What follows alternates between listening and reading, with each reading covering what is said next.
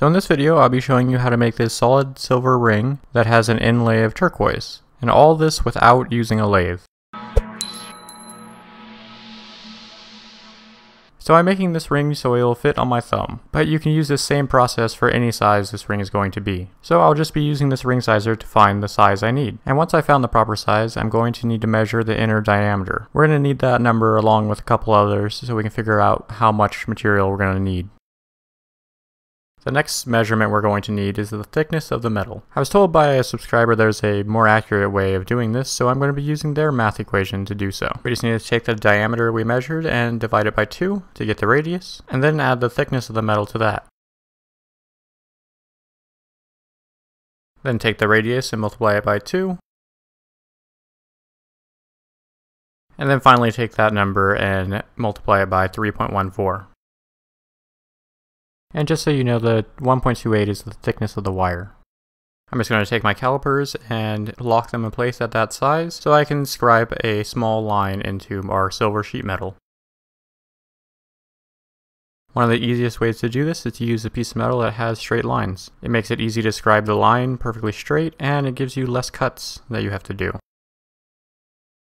I'm going to be using some 16 gauge square silver wire on either side of the ring, and I'm going to make the ring about 8 millimeters tall. So I'm going to use the calipers to scribe another line into our silver sheet metal that intersects with the last one that we did. This will give us the outline for the ring blank that we're going to need. So with something like this, I like to cut the shortest line first, and then cut out the longer one, seeing that it has more support. Always make sure to lubricate your saw blade before cutting, and let's get this all cut out. Just take your time when using the jeweler saw and make sure to go as straight as possible.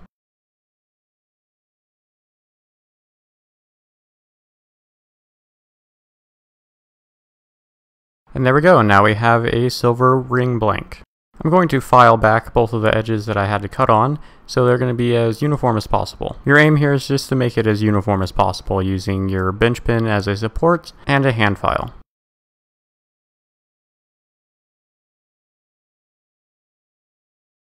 This piece is already dead soft, so it doesn't need to be annealed, and I can move directly onto forming it around the mandrel. So if yours isn't, make sure to anneal it and then move on to this next step. And basically all you're going to want to do is wrap it around the mandrel. It doesn't matter exactly where you do it because this won't be the final sizing. And with a rawhide hammer, we're going to just hammer these two pieces down. And it's totally fine if they don't meet one another. So once the ring is like this, we're going to want to bend both of these pieces as flat as possible so they meet up, so they have a really strong solder joint. I'm going to use some pliers that have no teeth on them so it doesn't mar up our piece or leave any marks. The goal here is to get the two pieces to come together as tight as possible with no gaps, and to be as flat as possible. This can be very finicky, just take your time with it and be very patient. This will make a major difference later on when you're trying to form the ring around the mandrel to make it round again once you've soldered it. If your ring happens to split while you're hammering it on the mandrel, it's because you didn't do this first part correctly and you need to go back and do it again. Once I have this to my liking, I'm going to use the jeweler saw to cut through the joint to make sure that both sides are symmetric. So now it's time to solder it. I'm going to be using a third hand to hold it up in the air and place the solder joint facing down. Then I'm going to flux the top and bottom of the solder joint with some handy flux. I'll have links to all the tools and materials used in this video in the description below and in the card in the top corner. So now all I need to do is add a couple pieces of hard solder to the inside of the band. When placing these, make sure that both of them are over the joint so when the solder flows, it goes between the two pieces. So now I'm going to evenly heat the entire piece. If your solder starts to move around on you, just make sure that it's on the joint and you should be fine. If it does move off of it, just use some tweezers to move it back. After this, make sure to check both sides to make sure that there's no holes or gaps. If there are, make sure to pickle this piece, then add flux to it again and add solder if needed, or just reheat the piece so the solder flows properly. So after pickling the piece, I can now start shaping it around the mandrel using my rawhide mallet. All you need to do is lightly hammer the piece until it becomes a circle. Also keep in mind this mandrel has a taper to it, so you're going to have to take it off, flip it around, and work the other side so you don't have a taper to your ring. So after all that, it doesn't quite fit my thumb. And this isn't really a problem. All I need to do is hammer it back on the mandrel again to stretch it just a little bit more. I'll be using a little bit more force on my hammer strikes to make this happen.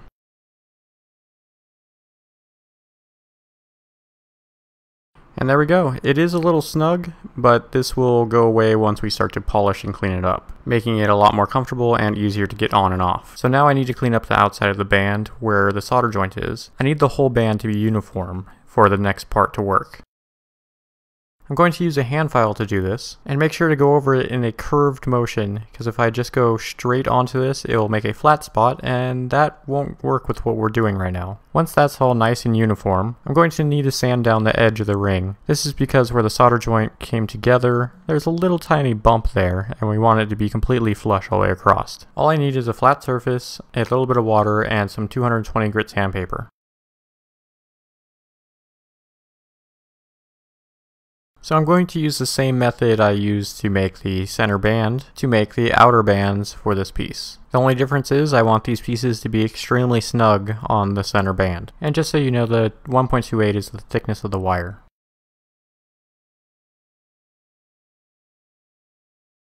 Once I have these measurements, I can start straightening out my wire and removing any type of burrs or uneven ends to them so they're as flat as possible.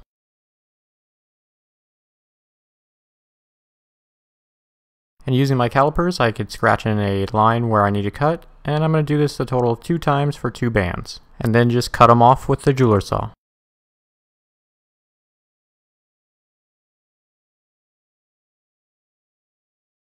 Now that I have both those pieces, it's time to start forming them around the mandrel. In the past, I've had problems with square wire on the mandrel because of the taper it has. So I like to use the handle of the mandrel because it has no taper whatsoever and it keeps these perfectly straight.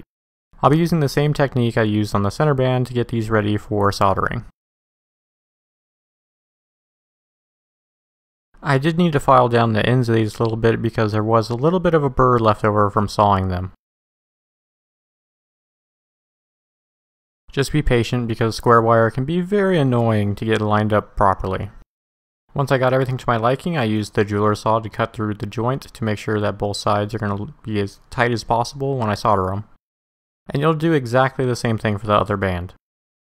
Soldering these are pretty easy. I'm just putting them on a flat charcoal block, add some flux to the solder joint area, and take a piece of hard silver solder and place it underneath the joint. This way you can heat the piece extremely fast and you don't have to worry about your solder jumping off of it. This is due to the weight of the metal being on top of it and it has nowhere to go. And then as soon as it flows, it will flow up the solder joint if you have a tight enough joint there. When heating pieces like this, I like to use a circular pattern around them. And once I see the solder flow, I focus my torch on that area for about a second and then take it away. Once you're done soldering these, make sure to quench and pickle them. Once they're done in the pickling solution, I'm going to form them around the mandrel to make them into circles. Be careful when forming these pieces. If you hit them too hard or too much, you can stretch them and they won't fit as snug as they need to on the center band. Because these are wire, they can become bent very easily from hammering, and they'll have to be flattened back out. I use my anvil to do so, and my hammer. Now that I have a perfect circle, I can start soldering it onto my center band. You're going to want to flux the outside of the center band and basically the entire other band. And then you just need to put them together. I suggest using a flat surface so they're going to be as even as possible. So pretty much just like that. You could solder it like this and just place some medium solder on the joint.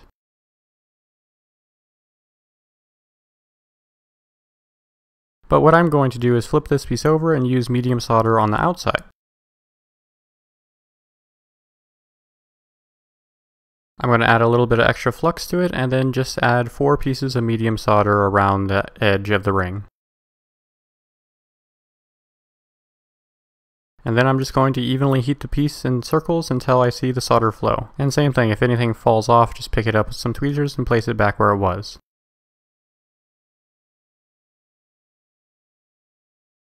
After quenching the piece, make sure to check that there's no holes or gaps in the solder joint. And if there is, just pickle it, add flux to the areas, and add a tiny bit more solder if needed. Adding the second band is just like adding the first. The only difference is we're going to be using easy solder on this one. You probably can get away with using medium because of how far away they are from one another, but I'm not going to risk it, and I'm just going to use easy.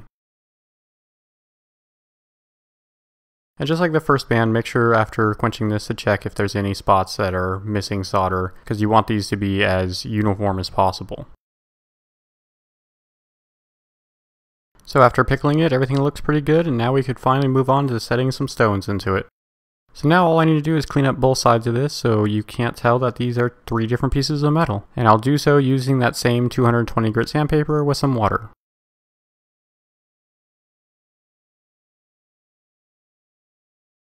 Because I'm using an adhesive to do all this, I'm going to have to scuff up the inside of the ring so it has something to grab onto. And this 80 grit sanding disc will do just the trick.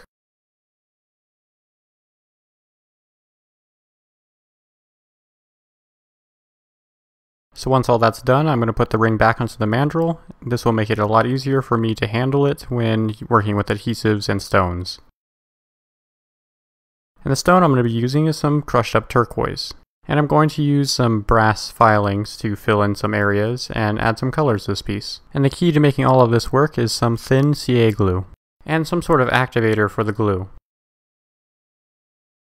I'm going to be using this on my tripod without anything on top of it. This way I have something to keep the mandrel on that has a hole in the center. So if any glue drips off or if any stones fall, they fall through this piece and don't get stuck to everything else. So after looking at the stones, they're not crushed up nearly enough for this, so I'm going to show you how to crush them more or just crush them in general. The first thing I do is place them all onto my anvil, and then take a piece of paper towel and fold it over itself a couple times and place it on top of these pieces, and then carefully hammer away.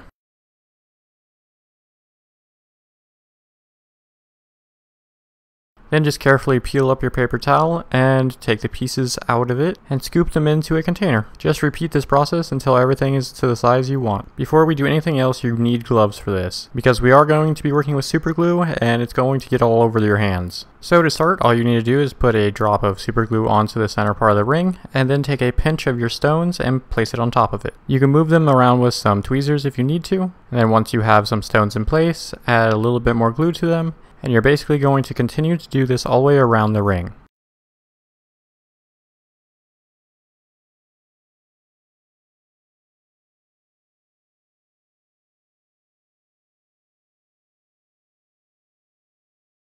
Once I get a decent amount in an area, I'm going to put some brass filings on top of it. This will help fill in a lot of the gaps and leave a cool pattern inside of it. Instead of using metal shavings, you can also use a finer powder of the stone that you're using to fill in these areas.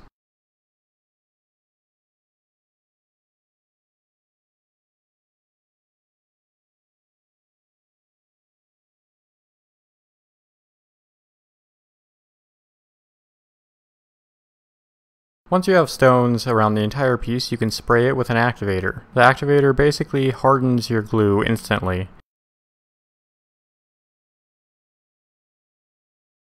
And sadly, my can of activator is just about empty.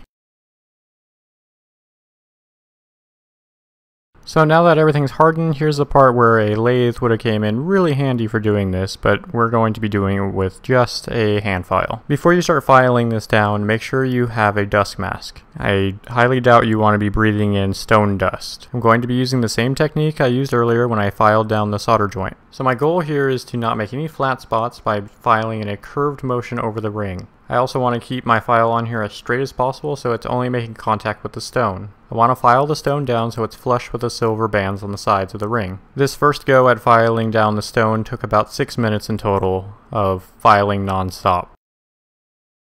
So there's still a bunch of gaps and holes to be filled in, and I was using some brass filings to do so, but I ran out of those, and I found that I have a bunch of silver filings that I can use instead. So I'm just going to add some glue to this so my filings will stick to it, and then just start adding filings around the entire ring, adding glue when needed.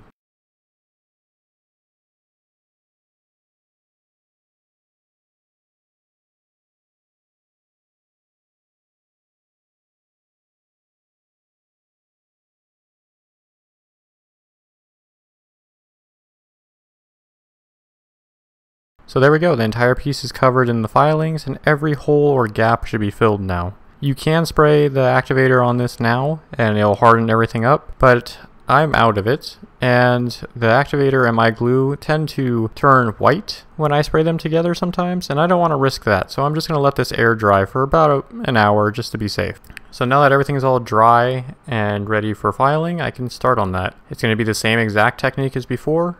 You just want to make sure to get everything as flush as possible with the silver on the outside. Also make sure to check for any holes or gaps that you missed. And if you find any, make sure to fill them in and then start this again.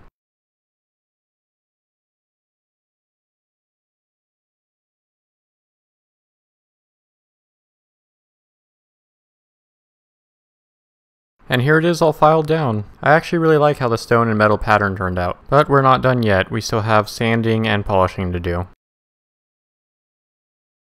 So with the ring back on the mandrel, I'll be using some 220 grit sandpaper with some water to go over the entire piece and make sure everything is pretty uniform. So normally I'd be using different grits of sandpaper and working my way up to about 1,000 grit. But for the life of me I cannot find any of my sandpaper, so I'm going to be using these sanding discs that have different grits to them, that also go up to 1,000. And this one happens to be 400 grit. And this purple one is a 600. And finally, this light green one is 1000. When using these, I had to be very careful not to push too hard or make the RPMs go too high so I don't cut little grooves and divots into this. So it'd be a lot easier to use sandpaper or even sanding sticks.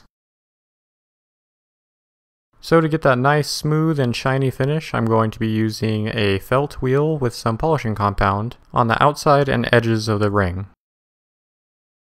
Be careful when doing this, the ring will get extremely hot as you polish it. So for the inside of the ring, I need to clean up the solder joint from when we put the inner band together. To do this, I'm just going to be using one of my rubber and diamond bits. This will remove all the extra solder on the inside of the ring and blend everything together so it looks seamless.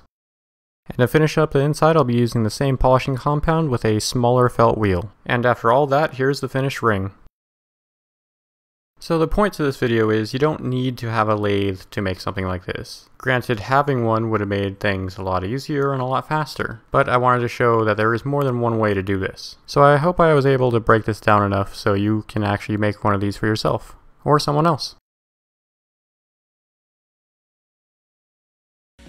Well, thanks for watching my video, and if you learned something from it, feel free to leave a like, and if you have any questions, leave a comment, and if you want to be updated whenever I upload new videos, feel free to subscribe to my channel. I try to get new videos up every week. Alright, thanks for watching. Bye.